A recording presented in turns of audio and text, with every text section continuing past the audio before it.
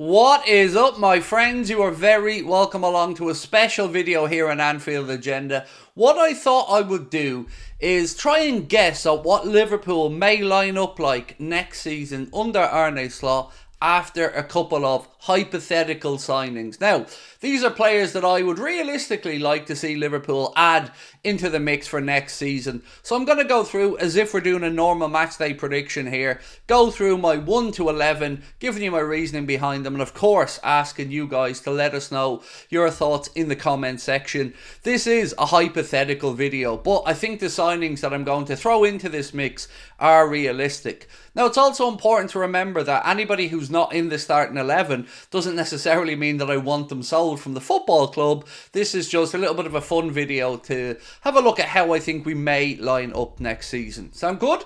So before we get into that, just a reminder that we are live in Cardiff. Tickets are now officially on sale. You can get them from the link in the description of this video or by scanning that QR code on the screen.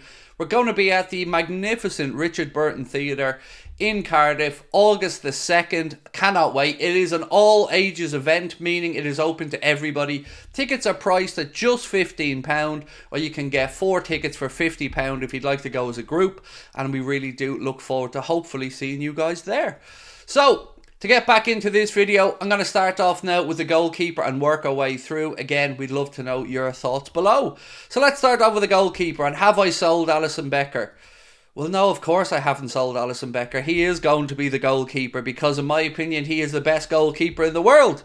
Now, we can, of course, have conversations about what happens with Creevy and Kelleher down the line. But remember, this is just my guess at a starting 11 for next season. So Alisson Becker will, of course, return between the sticks. Now, next up, we go to the full-back positions, and who have I got here? Let's take a look.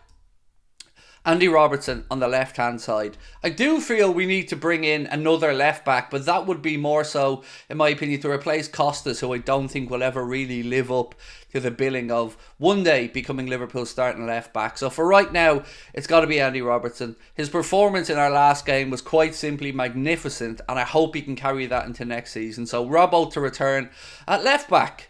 Now, who's next up? Let's have a look. It is, of course, our captain, Virgil van Dijk. Lots to be said about his future, but we did get some promising signs when he said that he loves the club, he wants to be here. You know my thoughts on him as a captain, but as a centre-back, no doubts about the man whatsoever. Absolute class act.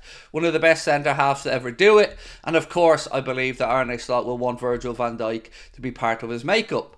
So far, ladies and gentlemen, no new signings in, right? But this is where it starts to change. So, who do I have potentially to partner Virgil van Dijk? Well, let's have a look. It is Diomande from Sporting Lisbon. He has a release clause that is a little bit higher than Gonzalo Inacio. Off the top of my head, I think it's either 70 or 80 million euro. But for me, he is the more suitable to partner Virgil van Dijk on the right side of our centre-back situation. Yes, we have Kanade and Kwanzaa, but we're also losing Joel Matip. And I do think we need to increase the competition there. So whether it's Virg getting a rest to bring somebody else in, I think Diomande is the right choice to bring in my humble opinion. Of course, if you guys think differently, we'd love to know your thoughts below. But this is the first of, I think, 3 new signings that will be in this video. So Diomande, to me, to come in and partner Virgil van Dijk at the heart of that Liverpool defence. Next up, to the right back position. Who have I gone for here? Well, Conor Bradley. I feel that he's the natural successor to Trent at right back. Now, don't worry, I haven't booted Trent out of this 11 altogether. But for me, Conor Bradley is the guy to step up in the right back position. I love the kid. I think he's been brilliant since he's come in. It's unlucky he's had that injury, but now he is back. And I hope he gets a few more minutes before the season's over. So, just to confirm, my back line, it is going to be Alisson Becker in goal, Robertson at left back, Trent at right back, Bradley at right back. I'm so used to saying Trent at right back. Bradley at right back, and then Diomande and Van Dijk in the middle. So next up, we move into the double pivot in midfield, assuming that we'll see a 4-2-3-1. Now, it is worth reminding you that Arne Slot also utilises a 4-3-3, but for this video, I've gone for a 4-2-3-1. So let's see who we have in the double pivot then. First up, it is Trent Alexander-Arnold. I told you I didn't boot him out of the team, but I do think we need to see him as one of those double pivots in midfield. So for me, Trent is one of those two. I think this is the best way to start moving Trent into midfield. Part of a double pivot where he doesn't necessarily have all the hassle of a number 6 role. He doesn't have to be press resistant. He doesn't have to be winning the ball back all the time. We can just utilise him as a bit of a quarterback and look at that range of passing. So that for me is ideal for Trent in the double pivot. But who lines up alongside him? Well, let's have a look-see.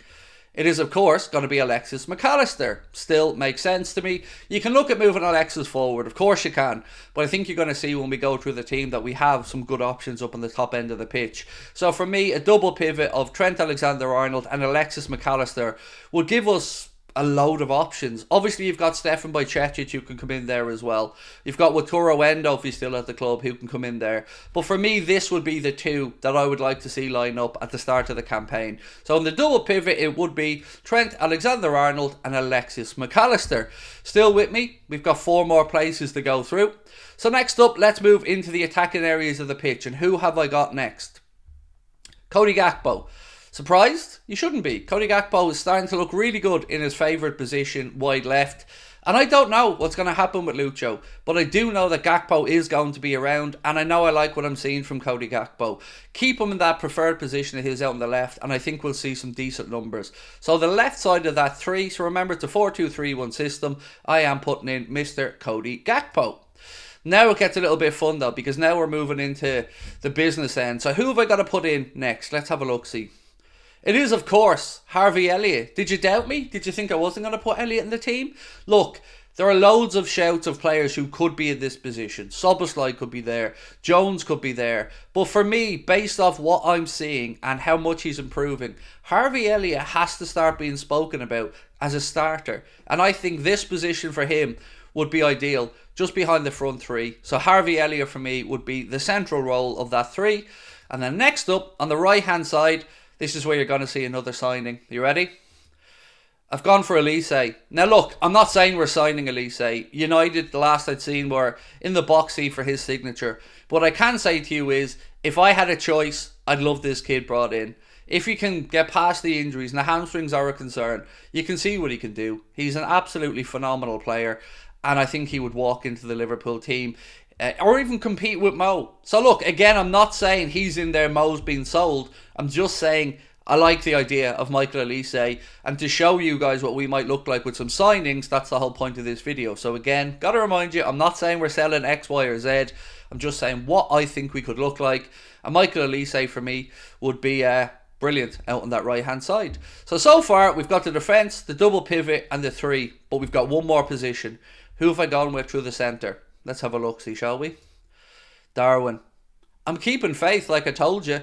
Yes, he's frustrating. Yes, sometimes we want to throw our remote controls at the wall. But we can't forget the other stuff. And I think, under Arne Slot, he's going to get a tune out of him. He's going to restore Darwin's confidence, if Darwin wants to stay. Now, as I record this video, there are things coming out to say he's been linked to the move to Barcelona. He's been linked with a move here, there and everywhere.